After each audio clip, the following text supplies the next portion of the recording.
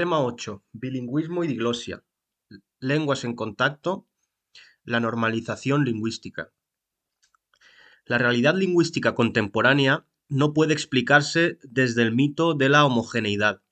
Las comunidades humanas viven en contacto, intercambian códigos, jerarquizan variedades y elaboran respuestas políticas e institucionales ante esa diversidad. Por eso, conceptos como bilingüismo, diglosia, lenguas en contacto y normalización lingüística resultan fundamentales para la sociolingüística moderna y de manera muy especial para comprender la situación española, caracterizada por la coexistencia del castellano con otras lenguas históricas como el catalán valenciano, el gallego, euskera y el aranés, junto a otras variedades y dominios minorizados. El propio Ministerio de Cultura subraya que la variedad idiomática en España es enorme y que cualquier inventario general resulta necesariamente incompleto. Este tema exige una aproximación progresiva. En primer lugar, conviene definir qué entendemos por bilingüismo y qué tipos de él pueden distinguirse. En segundo lugar, es necesario delimitar el concepto de diglosia, pues no toda la comunidad bilingüe es diglósica, ni toda diglosia implica exactamente el mismo reparto funcional. En tercer lugar, debe analizarse el contacto de lenguas como motor de cambio lingüístico, de interferencia y de creación de nuevas formas expresivas. Finalmente, hay que abordar la normalización lingüística, es decir, el conjunto de medidas orientadas a restaurar, extender o garantizar el uso social de una lengua en sustitución o en una situación de subordinación. Este último punto resulta especialmente relevante en un Estado plurilingüe como España, donde la política lingüística forma parte del marco constitucional y autonómico. Además, interesa recordar que estos conceptos no son puramente teóricos. Tienen traducción directa en nuestra vida diaria. Un alumno que habla castellano en clase y valenciano en casa, por ejemplo, o un funcionario que redacta en la variedad prestigiosa, aunque él se exprese oralmente en otra. Un hablante gallego que alterna códigos según el contexto, o una comunidad que impulsa la presencia de su lengua en la escuela. Vamos a delimitar los conceptos ahora. ¿Qué es una comunidad lingüística? ¿Qué es el bilingüismo y qué es la diglosia? Para empezar, una comunidad lingüística es un grupo humano que comparte total o parcialmente unas normas de uso y de interpretación de los códigos lingüísticos. No implica necesariamente el monolingüismo. La mayoría de las comunidades del mundo son, en mayor o menor medida, bilingües o multilingües. Por ello, el bilingüismo no debe presentarse como una anomalía, sino como una situación histórica bastante frecuente, de hecho. La Real Academia Española define la diglosia como la coexistencia de dos lenguas o de dos variedades de una misma lengua en una comunidad, especialmente cuando una de ellas goza de mayor prestigio social o político. Esa definición es útil porque incorpora desde el principio el elemento jerárquico. No basta con la coexistencia, importa mucho la desigualdad funcional y simbólica. Por su parte, la tradición sociolingüística internacional, recogida de forma sintética, entre otras por la Enciclopedia Británica, asocia la diglosia con la convivencia entre una variedad alta, literaria o prestigiosa y una variedad baja, empleada en la oralidad cotidiana. El bilingüismo, en cambio, designa la capacidad de un individuo o de una comunidad para usar dos lenguas. Aquí conviene distinguir dos planos. El bilingüismo individual, que es la competencia de una persona para hablar dos lenguas, y luego el bilingüismo social, que describe más bien una situación o la situación de un colectivo en el que las dos lenguas están presentes de forma significativa. Esta distinción es importante porque puede existir una sociedad bilingüe con individuos no necesariamente bilingües en el mismo grado. Por ejemplo, en una comunidad autónoma con dos lenguas oficiales puede haber hablantes monolingües en castellano, otros bilingües activos y otros bilingües pasivos. Y dicho esto, vamos a especificar los tipos de bilingüismo y vamos a poner algunos ejemplos. La clasificación puede hacerse desde varios criterios. En primer lugar, podemos ver el grado de dominio. Y se hablaría de bilingüismo equilibrado cuando el hablante maneja ambas lenguas con competencia semejante. Se puede hablar también de bilingüismo dominante cuando una de ellas ocupa claramente la posición principal respecto a la otra. Vamos a poner un ejemplo. Un escolar sería, por ejemplo, un escolar que vive en Valencia y comprende y lee perfectamente el valenciano, pero usa casi siempre el castellano en su vida diaria.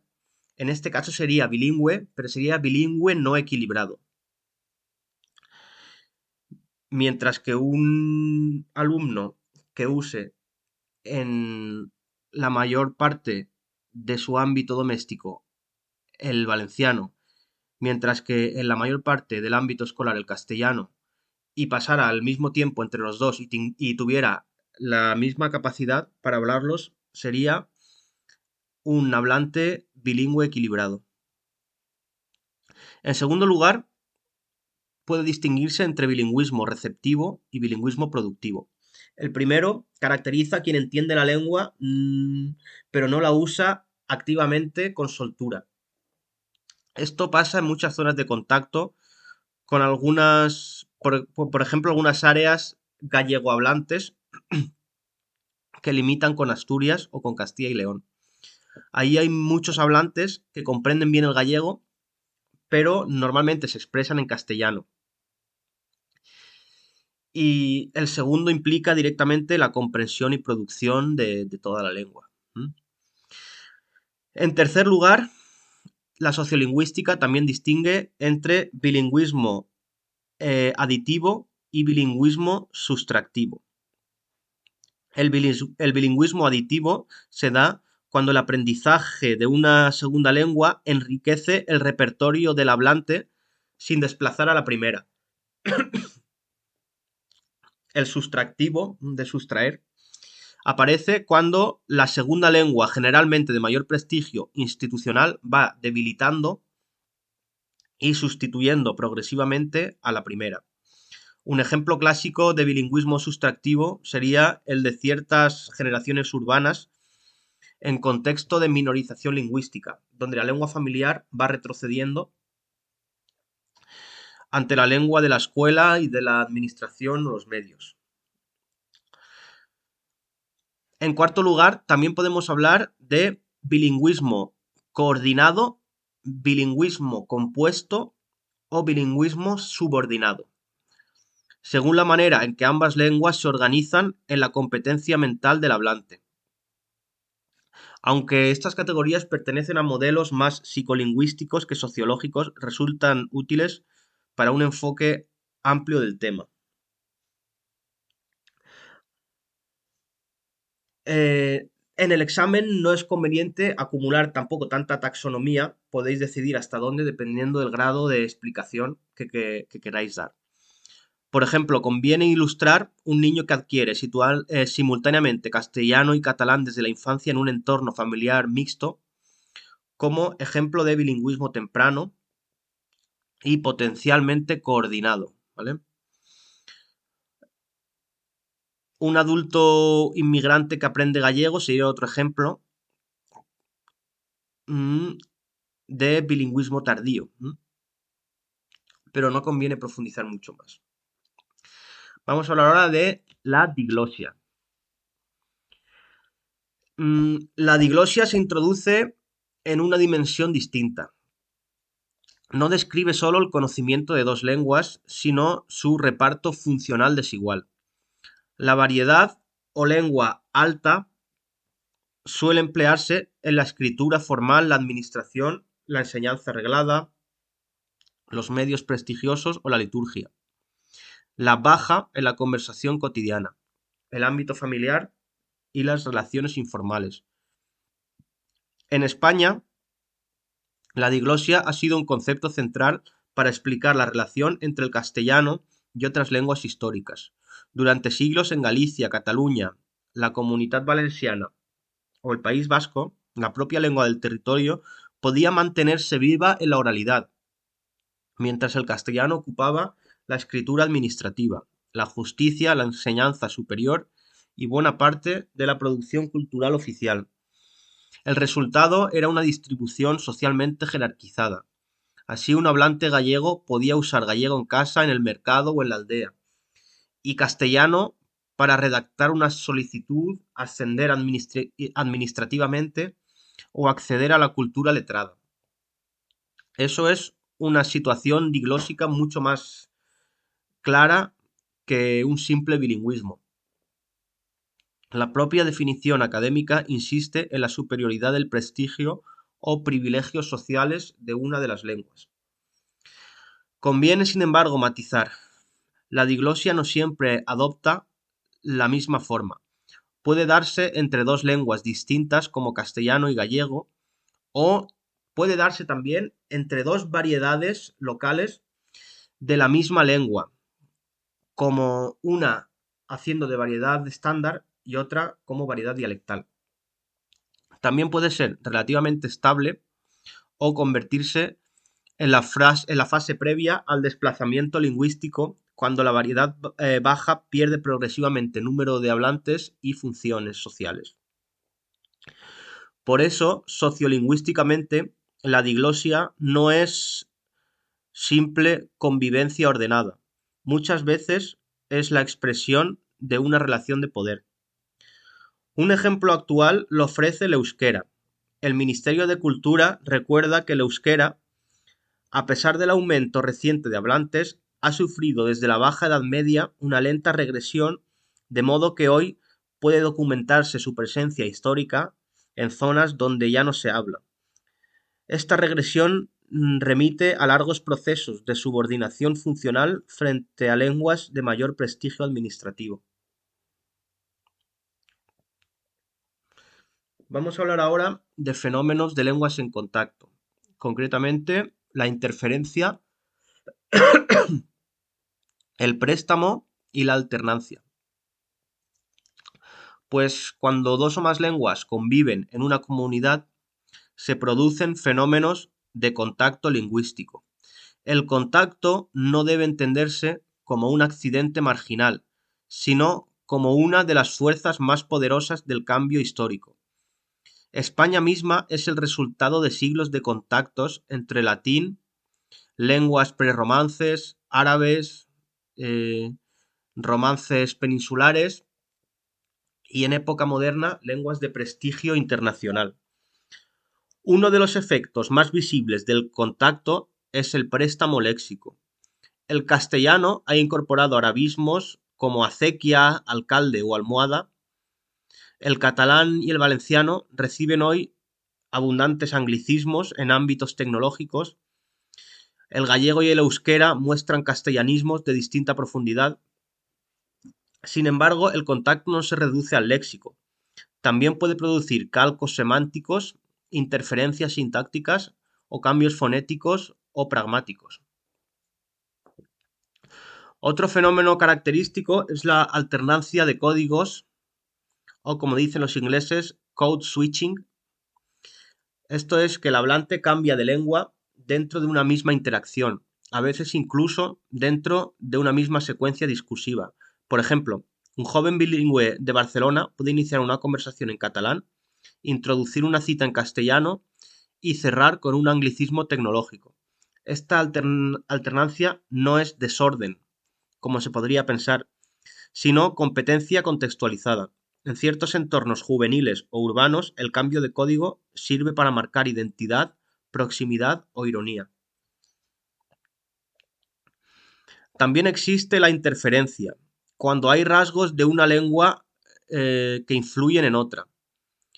Puede ser fonética, por ejemplo, la pronunciación de ciertos sonidos del castellano bajo influencia catalana o vasca, como el sonido de la J, que en principio no existe y se pronuncia en algunos contextos. En contextos escolares aparecen interferencias muy típicas. El uso de estructuras calcadas, variaciones preposicionales y préstamos semánticos.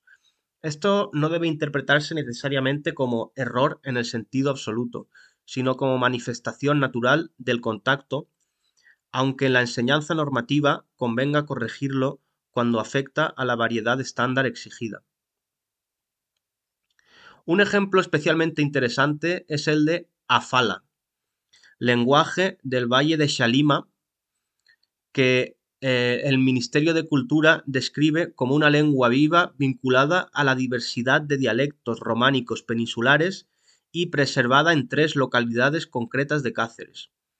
Su misma existencia es el resultado de procesos históricos de contacto, migración y conservación periférica. No se entiende su posición actual sin considerar la presión del castellano y el entramado de relaciones con el dominio galaico-portugués en toda la zona oeste de la península ibérica. Vamos a ver ahora los procesos más conflictivos de minorización, desplazamiento y mantenimiento. El contacto entre lenguas no siempre es simétrico. A menudo deriva en conflicto lingüístico, entendido como competencia desigual entre códigos que no ocupan el mismo prestigio ni el mismo espacio institucional. De ahí nace la distinción entre lenguas minoritarias y lenguas minorizadas. Vamos a matizarlo. Una lengua es minoritaria si tiene pocos hablantes, simplemente, ¿vale?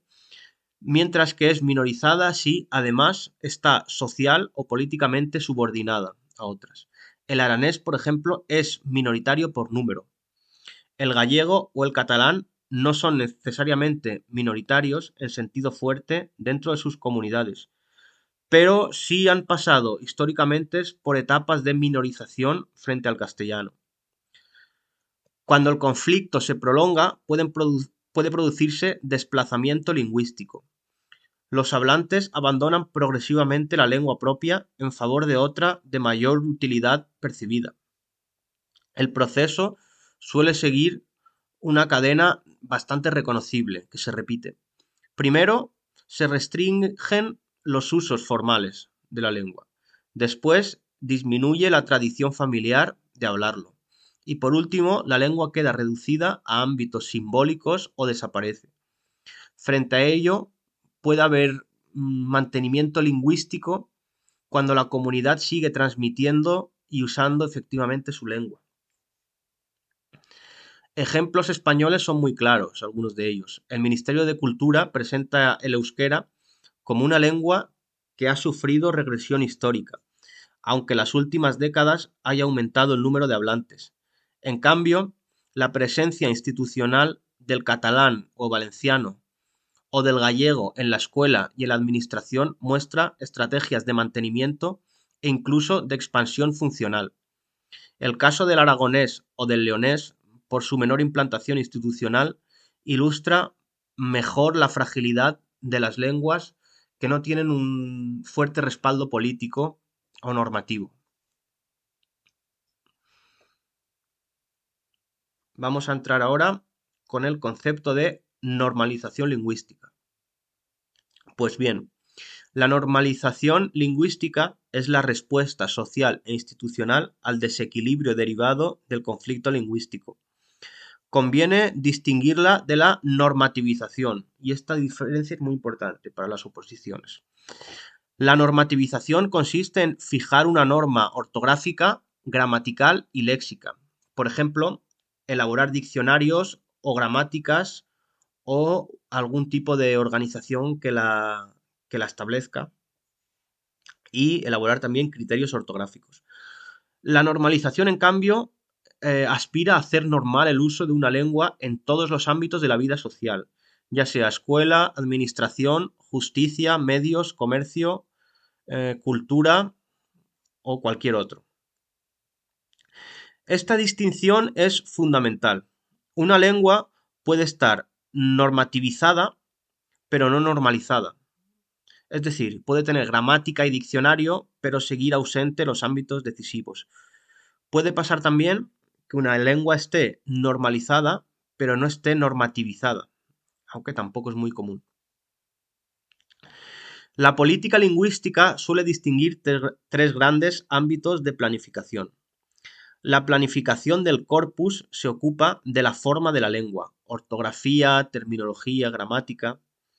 La planificación del estatus regula sus funciones sociales y jurídicas. Por ejemplo, la oficialidad o cooficialidad, el uso administrativo o la presencia en la enseñanza. La planificación de la adquisición busca garantizar que la lengua sea aprendida por nuevas generaciones mediante la escuela, los medios o los programas formativos. Esta triple distinción ayuda a explicar por qué la normalización no depende solo de filólogos, sino también de legisladores, docentes, medios de comunicación e instituciones públicas y culturales. España ofrece ejemplos muy claros. La cooficialidad del catalán, valenciano, gallego, euskera y aranés en sus respectivos territorios forma parte de la planificación del estatus. La elaboración de gramáticas, diccionarios y terminologías especializadas corresponde a la planificación del corpus. La escolarización bilingüe o plurilingüe responde a la planificación de la adquisición. Solo la combinación de estos tres niveles permite hablar de normalización efectiva. Número 8. Ahora vamos a hablar de la realidad española y vamos a aplicar todos estos conceptos. El Ministerio de Cultura presenta a España como un espacio de gran diversidad lingüística, esto ya lo hemos dicho, y en la práctica la sociolingüística española ha girado en torno a varios ejes. El primero es la relación entre el castellano y las lenguas históricas territoriales. El segundo, la tensión entre la unidad estatal y la pluralidad lingüística. El tercero sería la función de la escuela como espacio de socialización bilingüe. Y el cuarto, la percepción social del prestigio de cada lengua.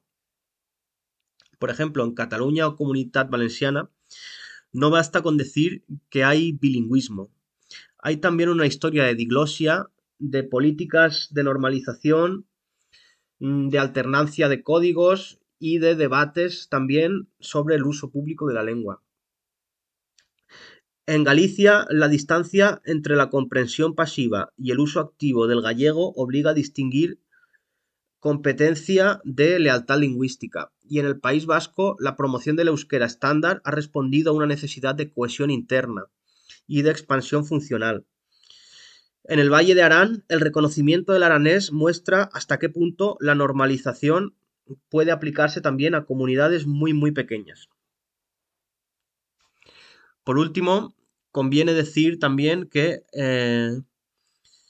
todo esto se puede trabajar en el aula, por ejemplo, desde la diferencia entre interferencia y error.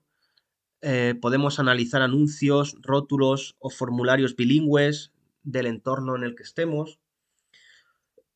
Podemos comparar usos formales e informales de una misma lengua o podemos estudiar cómo cambia la elección de código según el interlocutor y el ámbito.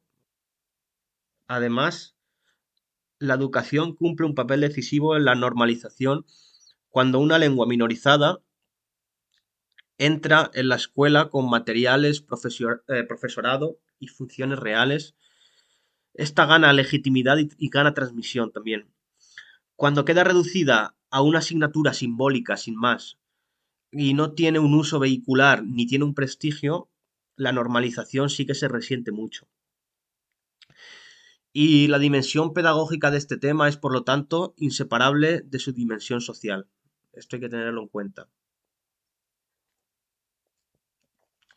Y como conclusión, en España estos cuatro conceptos que hemos dicho antes tienen un especial relieve, porque el castellano convive con todas ellas y debemos comprender estos procesos no solo porque permiten interpretar mejor la realidad sociolingüística del país, sino también porque permiten formar ciudadanos capaces de valorar la pluralidad y rechazar prejuicios lingüísticos simplificadores que circulan mucho, por cierto, en redes sociales y otros ámbitos.